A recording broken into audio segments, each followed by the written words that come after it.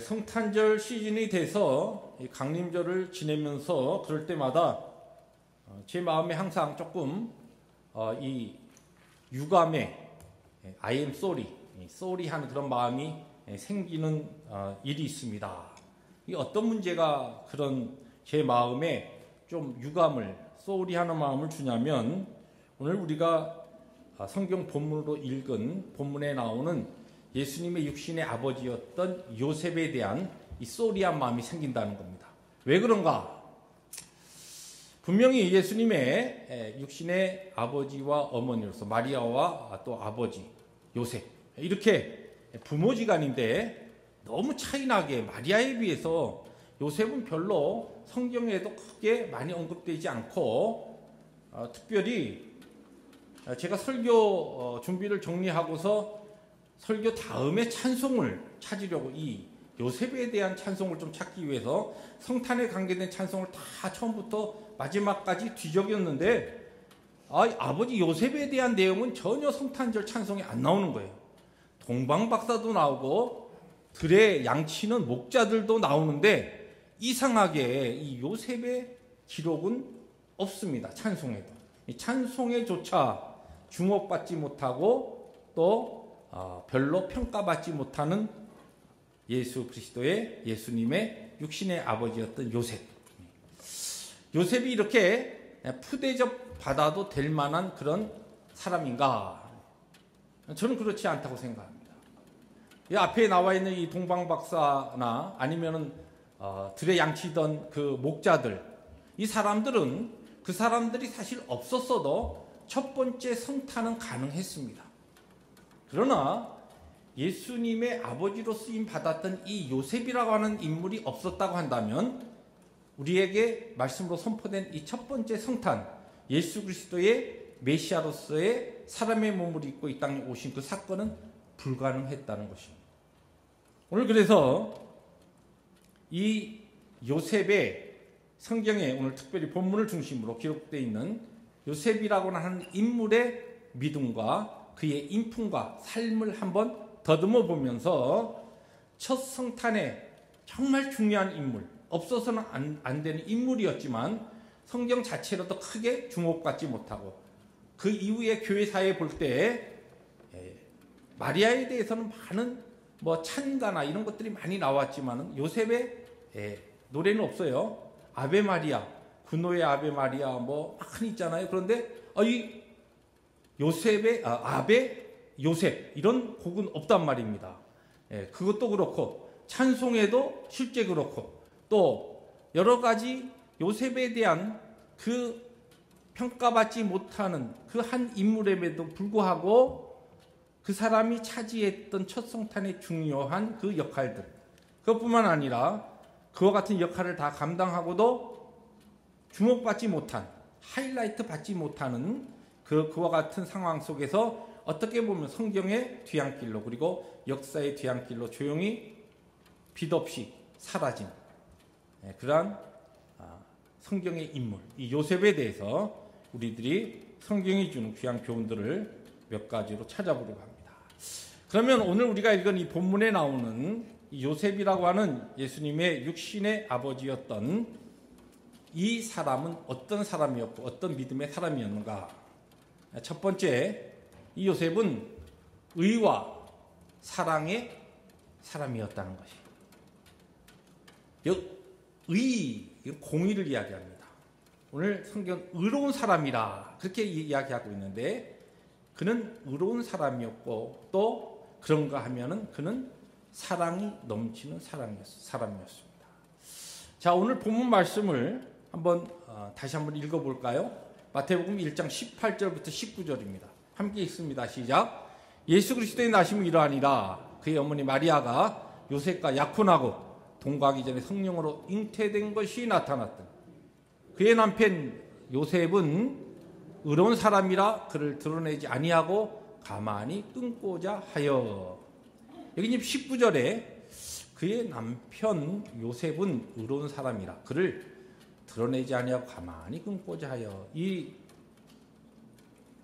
내용을 다른 번역에는 이렇게 번역해 놨어요. 한번 읽어볼까요? 시작.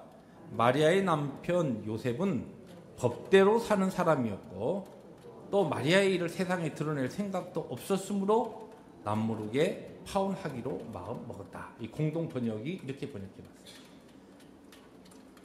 이 요셉이라고 하는 사람은 법대로 사는 사람이었어요. 법을 철저하게 지켰어요. 자기 삶에 있어서 철저한 자기 관리를 통하여서 하나님의 말씀, 율법을 따라서 사는 삶에 있어서 아주 철저한 그와 같은 의로운 사람이었다는 것이죠. 그런가 하면은 그것으로 끝나지 아니하고 마리아의 이 문제가 세상에 드러나면 어떻게 될 것인가라고 하는 것을 너무나 잘 알았기 때문에 그 마리아에 대한 사랑과 긍휼의 마음을 동시에 가지고 있었다. 우리가 이 땅을 살아가는데 신앙의 사람들도 어떤 사람은 정말 하나님의 말씀대로 살려고 노력하고 말씀대로 살기 위해서 몸부림치는 사람이 있는데 그런 자기 관리 그런 것을 철저하게 하고 또 그러기 때문에 그것이 하나의 자기의 의가 되어서 형제 자매들에 대한 너그러움과 긍휼과 사랑의 그와 같은 삶을 좀 잘 살지 못하는 그런 치우친 분들을 가끔 보게 됩니다. 그런가 하면은 사랑은 넘쳐요. 자기 자신뿐만 아니라 이웃에 대한 긍휼의 마음이 항상 넘칩니다. 그런데 문제는 어디에 있냐면 이래도 좋고 저래도 좋아요. 물에 술 탄 듯이 술에 물 탄 듯이 그런 삶을 살아가는 거예요. 하나님의 말씀에 분명히 가르치는 그와 같은 말씀에 따라서 살기 위한 정말 의로운 삶을 추구하는 그러한 것조차도 사랑이라고 하는 너그러운 긍휼의 마음으로 인하여서 오히려 그러한 경건의 삶이 완전히 흐려지는 그러한 치우친 크리스찬들도 만나게 됩니다. 그런데 이 오늘 본문에 이야기하는 요셉은 여기 보니까 법대로 사는 사람이었고 동시에 그는 마리아의 일을 세상에 드러낼 생각을 가지지 않고 오히려 조용하게 그 문제를 처리할 만큼 사랑과 너그러운 마음의 소유자였다는 것입니다. 법대로 산다라고 하면은 율법대로 사는 것을 이야기하는데 율법에 마리아의 이와 같은 상황이 벌어졌을 때 어떻게 해야 하는가라고 하는 것이 신명기 22장 23절부터 24절에 이렇게 기록되어 있습니다. 처녀인 여자가 남자와 약혼한 후에 마리아가 지금 요셉과 약혼한 후에 일어난 일 아닙니까? 어떤 남자가 그를 성읍 중에 만나 동침하면 너희는 그들을 둘 다 성읍 문으로 끌어내고 그들을 돌로 쳐 죽일 것이니. 우리는 성경의 기록을 통하여 마리아가 성령의 능력으로 잉태되었다라고 하는 것을 너무나 잘 압니다. 알고 믿습니다. 그런데 지금 이 성경이 지금 기록되어 있었던 이 상황을 보면은 요셉이 그와 같은 상황을 쉽게 믿을 수 있는 형편이 아니었습니다. 누가복음 1장을 보시면 천사가 찾아와서 마리아에게 성령으로 그가 메시아 예수 그리스도를 잉태할 것을 그렇게 고지합니다. 그러고서 잘 믿지 못하는 어떻게 나에게 아직도 남자를 알지 못한 나에게 이런 아이를 가지는 일이 생길 수가 있습니까? 그의 상식으로 이해가 되지 않는 마리아의 반문에 천사가 뭐라고 대답하냐면 너의 친족인 엘리사벳도 나이가 많아가지고 전혀 아이를 가질 수 있는 형편이 아닌데 지금 아이를 가져서 6개월이 되었어. 하나님께서 하시면 불가능한 일이 없는 거야. 그것을 마리아에게 이야기합니다. 그러니까 마리아가 그 말씀에 보면 그 이야기를 듣고서 바로 나사렛에서 살고 있었던 이 마리아가 어디로 가냐면은 이 유대의 산골, 유대 지방과 이 갈릴리 지방은 굉장히 거리가 있습니다. 그 당시에 이 소녀, 젊은 처녀의 그 몸으로 그냥 도보로 걸어간다고 한다면 많게는 한 5일, 적게는 한 나흘 정도 걸리는 거리입니다. 그것을 그가 걸어서 엘리사벳 집으로 가지요. 그 이야기를 듣자마자 확인하기 위해서. 그래서 그곳에 가서 3개월을 지냅니다. 3개월을 지냈다는 것은 엘리사벳이 세례 요한을 가진 다음에 거의 만삭이 다 되었을 때에 마리아가 3개월 함께 있다가 내려옵니다. 그러면 이제 요셉의 입장에서 볼 때는 이런 거죠. 약혼했던 마리아가 어느 날 없어졌어요. 어디 가냐 물어봤더니 뭐 친척 집에 갔다는 거죠. 유대 지방 내 친척 집에 지금 갔다는 겁니다. 아, 그러냐고. 그런데 뭐 한 달, 일주일, 2주일, 한 달, 2달, 3개월이 됐는데 나타났어요. 왔어요. 와가지고 얼굴이 헬스게 갖고 하는 얘기가 뭐 입덧을 했다는 성경 기록은 없지만 어쨌든 이 마리아가 얘기하는 거예요. 아이를 가졌다는 거예요. 자, 그 시츄에이션이 되면, 그 상황이 되면은 여러분 요셉이 어떤 생각이 들겠어요?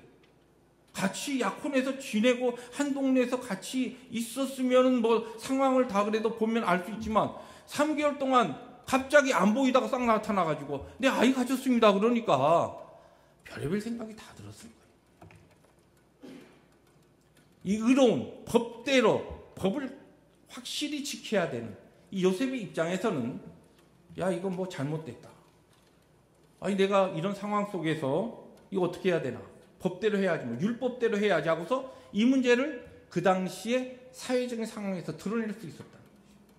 실제 역사적인 문헌을 보면 예수님 당시에 그 유대 지방과 실제 이 아시아 그 지역, 특별히 갈릴리, 유대, 그 다음에 로마 통치하에 있었던 이 상황 속에서 이때의 결혼이나 이런 제도가 굉장히 상황이 우리가 생각하던 그 이상으로 많이 무너져 있었을 때입니다.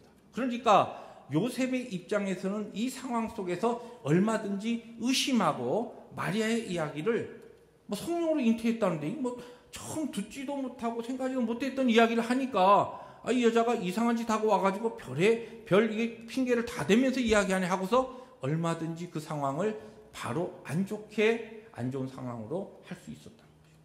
그러나 요셉은 철저한 하나님의 율법을 그가 지키고 거룩과 성결을 사모하는 그와 같은 삶을 살면서 동시에 그의 마음에는 그의 이웃과 그의 주위의 사람에 대한 넉넉한 사랑과 자비와 긍휼의 마음이 풍성했다는 것입니다.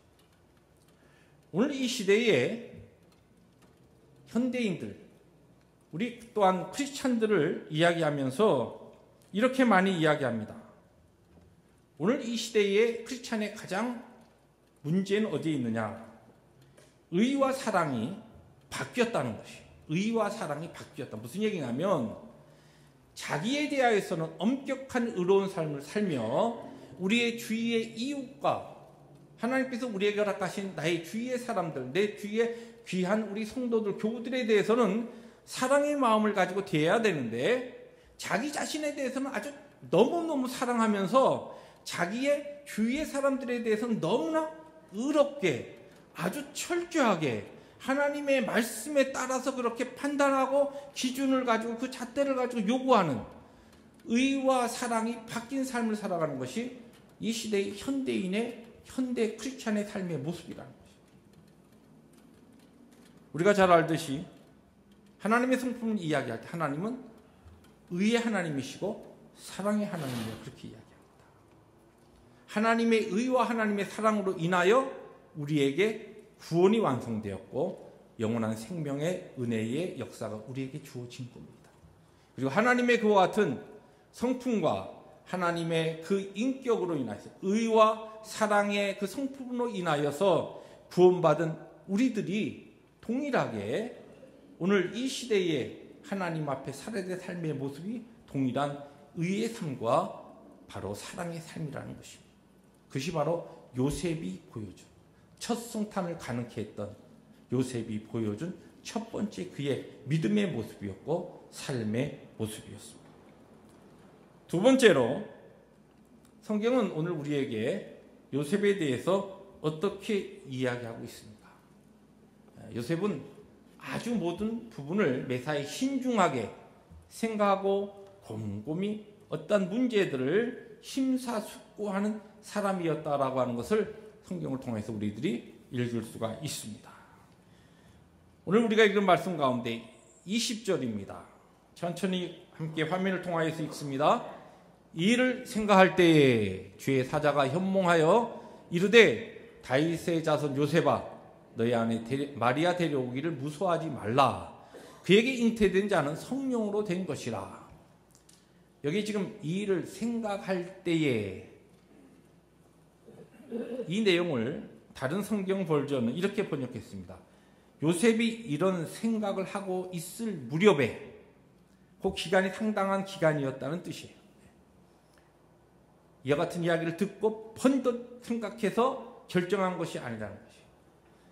이 원어가 쓰여진 이 헬라어 단어가 가지는 뜻은 무엇이냐면 지금 요셉이 자기가 이 상황 속에서 감당할 수 없는 그와 같은 상황 속에 딱 처해지면서 피동적으로 수동적으로 이 문제를 풀어가기 위해서 어떻게 해야 되나 하면서 그것을 생각하고 또 생각하고 또 생각하는 think over 하는 그와 같은 이 단계를 지금 이 원어는 이야기합니다.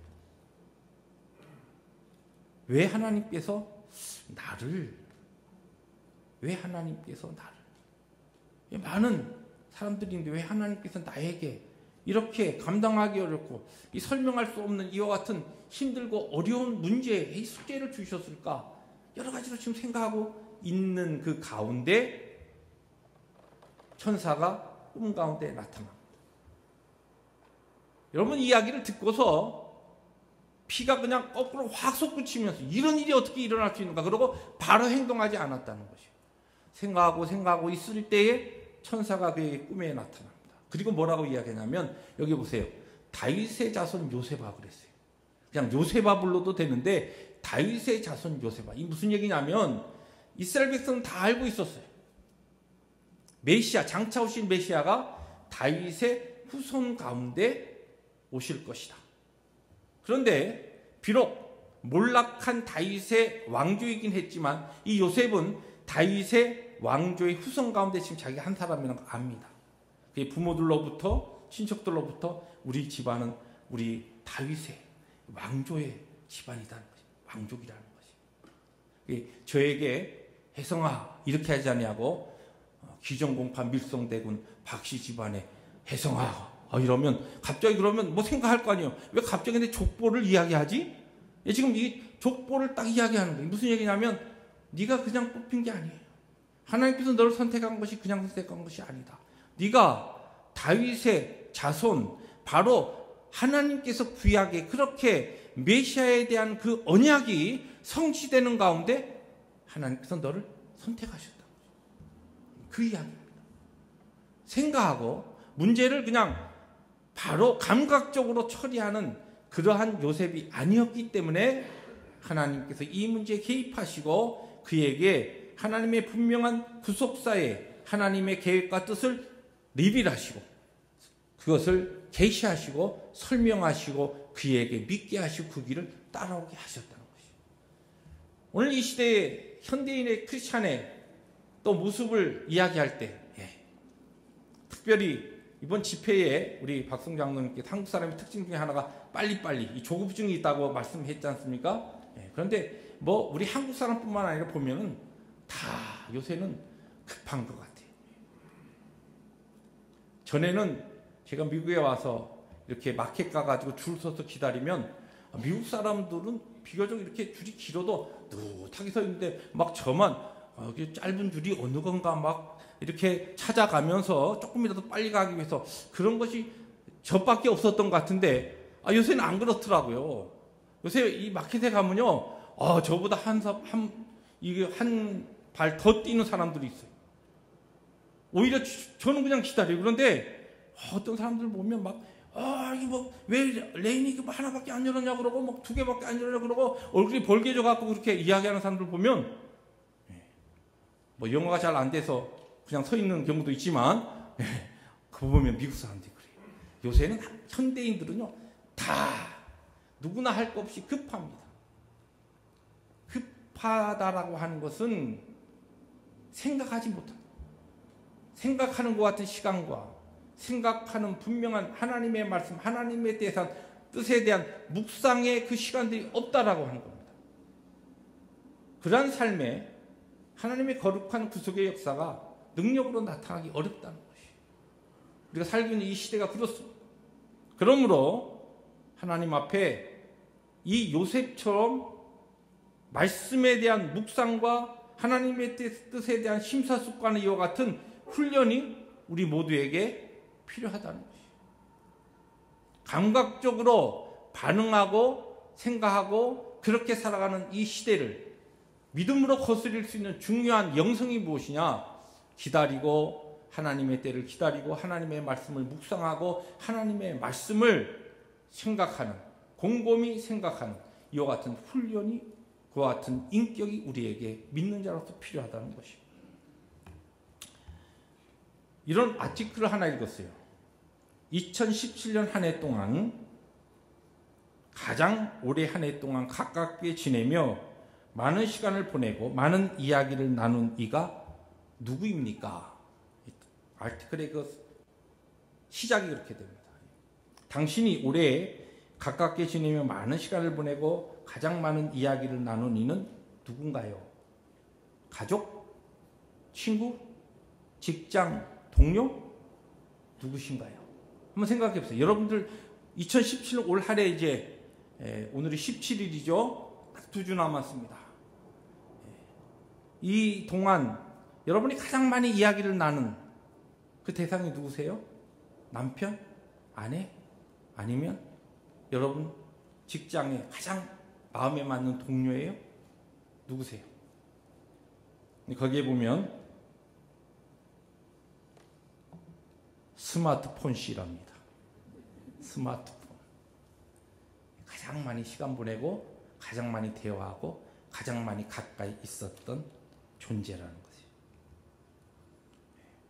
수많은 사람의 절친이고 밤이고 낮이고 일하는 시간이고 쉬는 시간이고 가장 모든 사람에게 가깝게 지냈던 2017년 한 해를 보냈던 스마트폰 씨.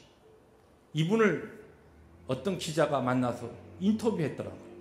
인터뷰의 내용입니다. 들어보세요. 첫 번째 이 기자가 가서 인터뷰를 합니다. 첫 번째 질문이 뭐냐면 이름이 스마트인데요. 뜻이 있나요? 그러니까 스마트 씨가 이제 대답하는 겁니다. 다들 똑똑해서라는 그런 뜻으로 아는데 하지만 맵시 있고 깔끔하며 빠르고 고급스럽다는 뜻도 있습니다. 돌아가신 스티브 잡스 선생이 아이폰을 만들면서 일단 모양새를 간결하고 세련되고 멋지게 한 다음에 그 안에 온갖 기능을 다 우겨 넣으라고 한 것이 바로 이 스마트의 뜻을 정확하게 이야기하는 것이죠. 이거 답이에요. 그럼 이제 두 번째 기자가 질문해요. 요새 인기가 하늘을 찌르는데요. 그러니까 대답합니다. 나만 있으면 컴퓨터도 TV도 카메라도 필요 없죠. 한마디로 저는 아주 다재다능한 그런 존재랍니다. 그뿐인가요? 저는요 사람들의 무료함, 지루함도 싹 없애줍니다. 나만 있으면 심심할 틈이 없어요. 나 때문에 연인 간의 싸움도 줄어들고요. 친구 간의 싸움도 없어집니다.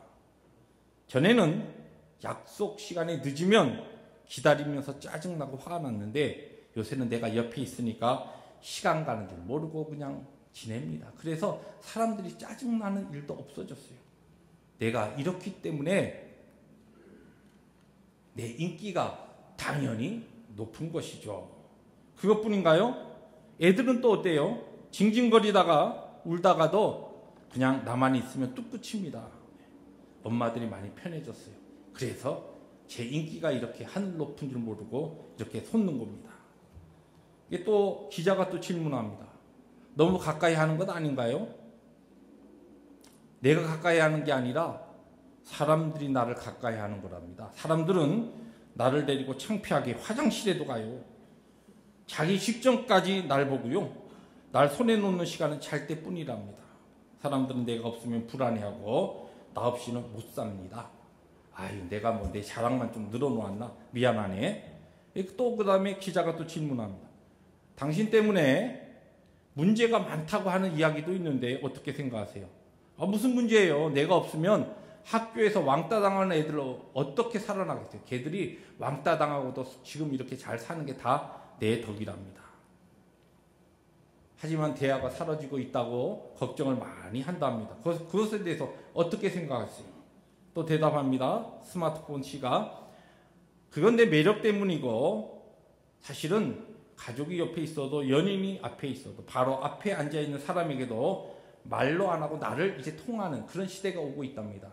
왠지 아세요? 그럼요. 감정이 전해지지 않기 때문에 오해할 일도 없고 또 서로 마음 상할 일도 없답니다.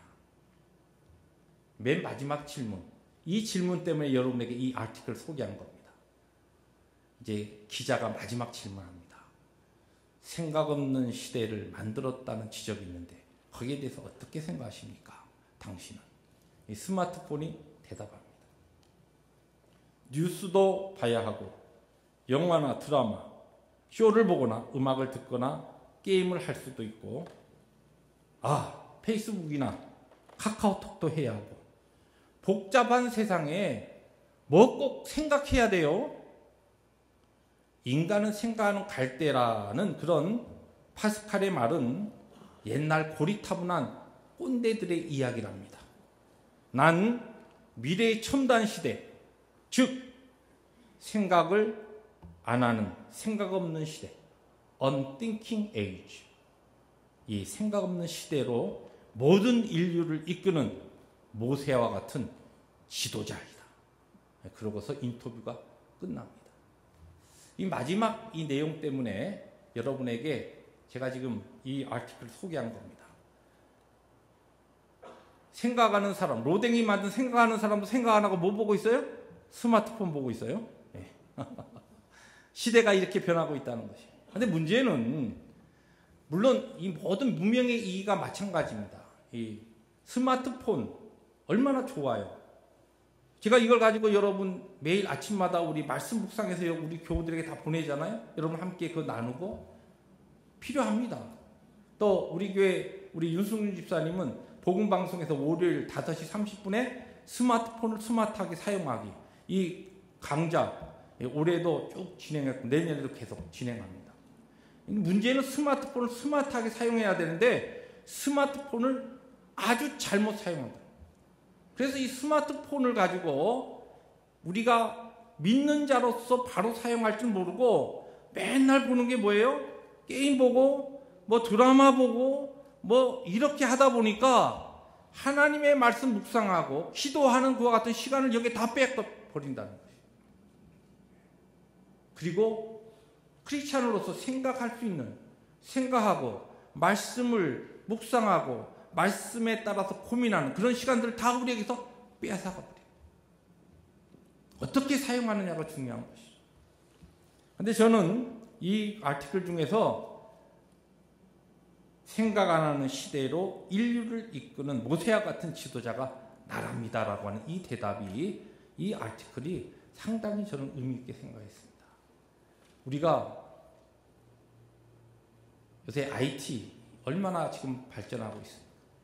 또 Artificial Intelligence라고 하는 인공지능이 얼마나 발달하는지 여러분 오늘 주보 그 목회 단상에 보시면 제가 그걸 나누었습니다만은 얼마 전에 샌프란시스코 북가주에서 Artificial Intelligence라고 하는 AI를 신으로 숭배하는 교회가 주 정부에 등록됐어요. 2020년인가요? 2020 몇 년이 되면 인공지능이 지금 사람의 이 할 수 있는 모든 지능 이상으로 뛰어넘고 우리가 뭐 지난번에 그 바둑 대국하는 거 봤지 않습니까? 사람이 수십 년 동안 쌓아야 될 것을 바로 이 인공지능은 순식간에 그것을 배워버려요. 그리고 언젠가는 이 인공지능이 사람이 어떻게 살아야 되는가 하고서 창조주 하나님께서 내신 성경 같은 것을 쓸 수 있다. 그렇기 때문에 우리가 이제 믿고 신봉해야 되는 것은 하나님이나 다른 어떤 신이 아니라 바로 이 AI이다. 그래서 교회로 등록을 했다는 거예요. 지금 우리가 살고 있는 시대가 그런 시대입니다. 하나님 앞에서 거룩한 하나님 앞에서 이렇게 자칫하면은 발달된 이 문명의 이기가 우리의 생각, 하나님과의 우리의 관계 이 놀라운 진리의 생명, 영원한 생명조차도 그냥 송두리째 흔들어 버릴 수 있는 이 위험한 시대에 우리들이 살고 있습니다. 이러한 때 우리가 해야 될 것이 무엇입니까? 하나님 앞에 말씀을 통하여 묵상하고 기도하고 하나님 앞에 내 자신을 살피면서 하나님의 거룩하신 뜻과 의를 사모하며 생각하는 그 바로 요셉 같은 인격과 성품이, 이와 같은 삶이 우리에게 필요하다는 것입니다. 마지막으로 오늘 성경은 요셉이라고 하는 인물을 어떻게 이야기합니까?